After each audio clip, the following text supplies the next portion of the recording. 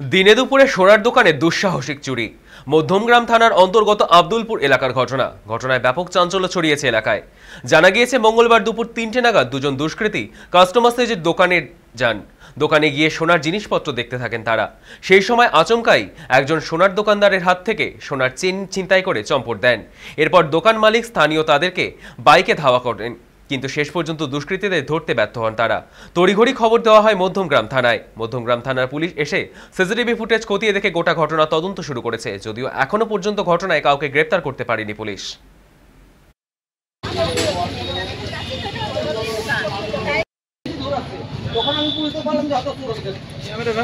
আমি ওখানে বসে আছি, দেখলাম দুটো ছেলে মোটরসাইকেল নিয়ে আসলো, জাস্ট এই জায়গায় দাঁড়ালো। দাঁড়িয়ে একটা পুরো ফিটেস ছেলে, সব ইয়ং ছেলেরা ঢুকলো।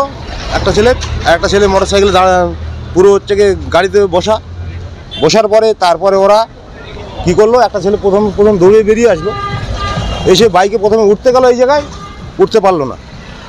তারপরে উনি ওই ভেতর তো বেরিয়ে আসতে আসতে টাইম লাগে, তো এই ছেলেটা পুরো দৌড়িয়ে ওই দিকে গেল। শুধু উনি বেরিয়ে এসে বলছে কি ধর ধর ধর ধর ধর।